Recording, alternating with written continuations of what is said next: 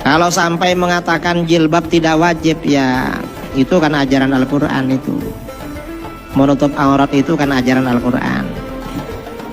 Dan memang beliau, keluarganya ya tidak berpegangan dengan syariah.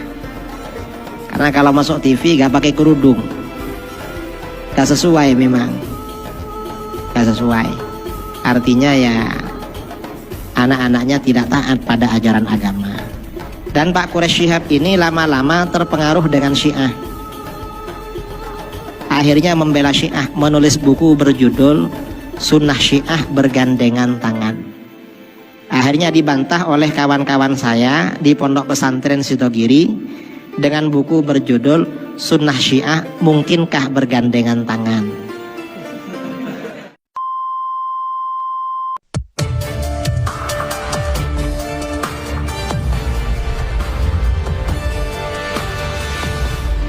Subscribe dulu yang belum subscribe. Selamat menonton.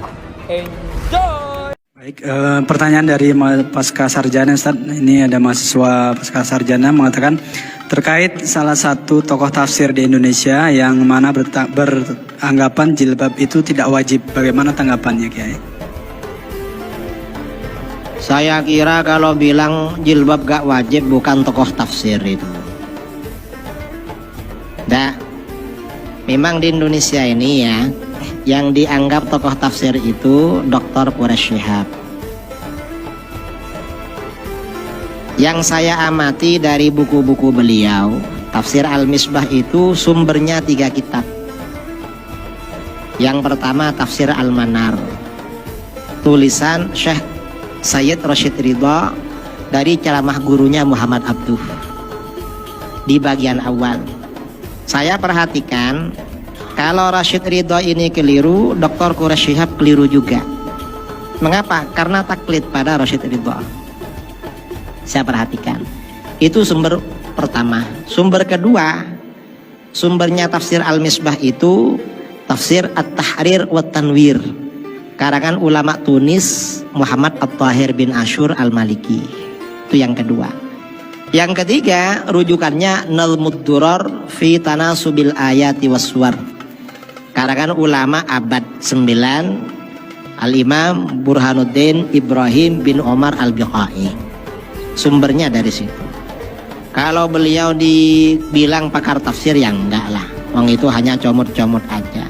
Ya dibanding yang enggak ngerti sama sekali, ya pakar. Tapi kalau dianggap seperti ahli tafsir yang dulu-dulu, ya enggak, hanya menulis. Dan kawan-kawan di Jakarta yang sama-sama alumni Al-Azhar banyak cerita pada saya, beliau ini jadi timnya Pak Quraish Shihab waktu menyelesaikan tafsirnya. Jadi pakai tim yang menulis. Entah apakah beliau hanya menunjukkan, menyuruh-nyuruh atau bagaimana. Karena banyak katanya timnya, banyak sekali timnya. Mungkin Ustaz Zulhendri atau siapa yang pernah di Mesir itu tahu. Saya soalnya cuma dengar-dengar.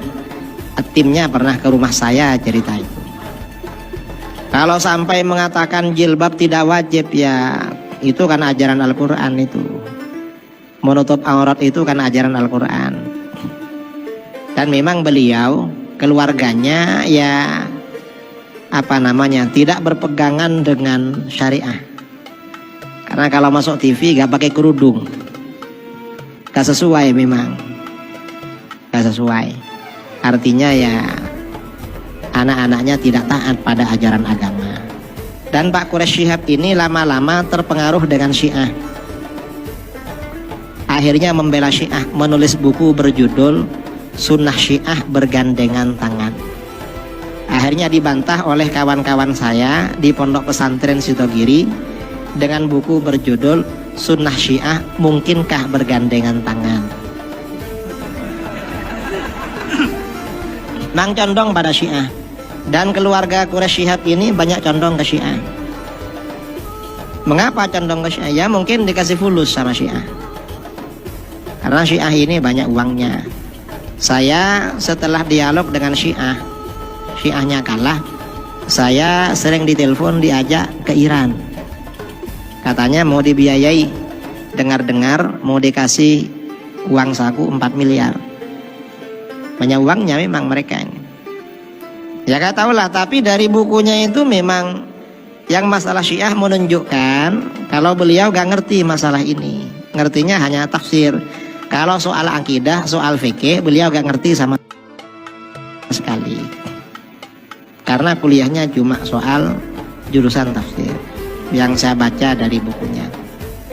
Karenanya kalau fikih ya harus belajar pada ustadz-ustadz yang pernah di pondok. Kalau gak pernah mondok, sulit memang memahami ilmu fikih.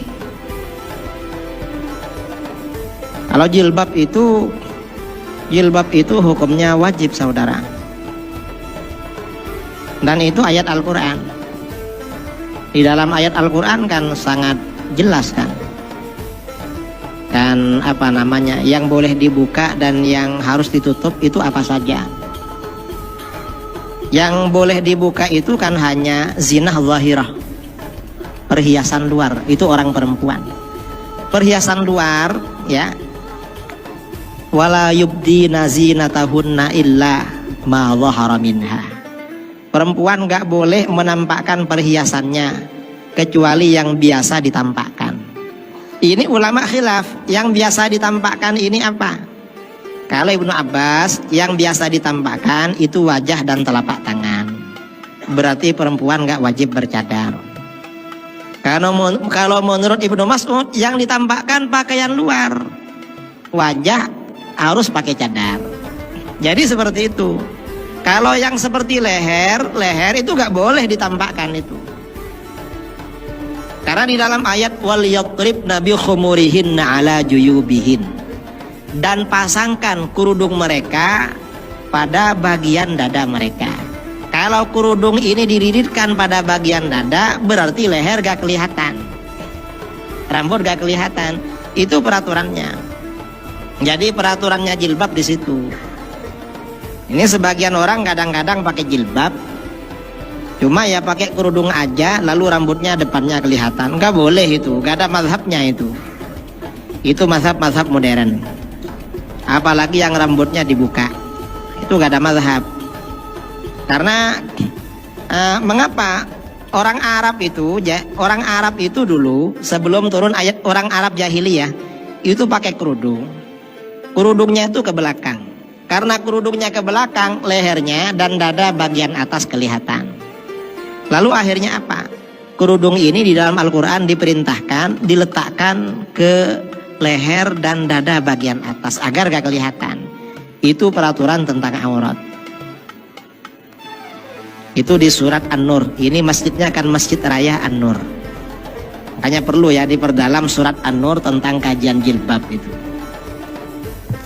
Baik Ustadz, izin Ustadz mohon bantu Guru Kiai Idrus Romli menjelaskan alif Allah itu apa, lam Allah itu apa, ha Allah itu apa dalam lafaz Allah. Dulu mendiang Guru Ambo Buya Karim pernah menyebutkan makna masing-masing. Kini Ambo lupa.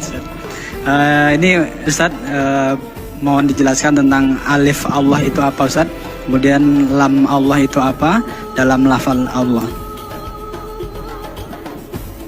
Kalau yang seperti itu saya gak tahu, karena itu kan biasanya ya ada kadang-kadang ulama menjelaskan seperti itu, tetapi memang orang-orang seperti kita gak sampai seperti itu. Misalnya seperti di dalam kitab-kitab, semua kitab suci itu terhimpun di dalam kitab suci yang 4. Lalu kitab suci yang 4 terhimpun di dalam Al-Quran. Al-Quran isinya terhimpun di dalam surat Fatihah. Surat Fatihah terhimpun di dalam basmalah, dan itu ada di titik ba-nya. Di kitab ada begitu. Ya kita ya gak ngerti ya, cuma ikut-ikutan aja, termasuk yang ditanyakan itu. Yang jelas Allah itu alamun lidzatil wajibil wujud. Allah itu adalah nama bagi zat yang wajib adanya. Itu aja sudah. Kalau lebih dari itu ya itu memperdalam sendiri mestinya, atau ya pakai ilmu yang lebih dalam lagi. Gak bisa diterangkan seperti ini, karena yang menerangkan gak bisa juga itu.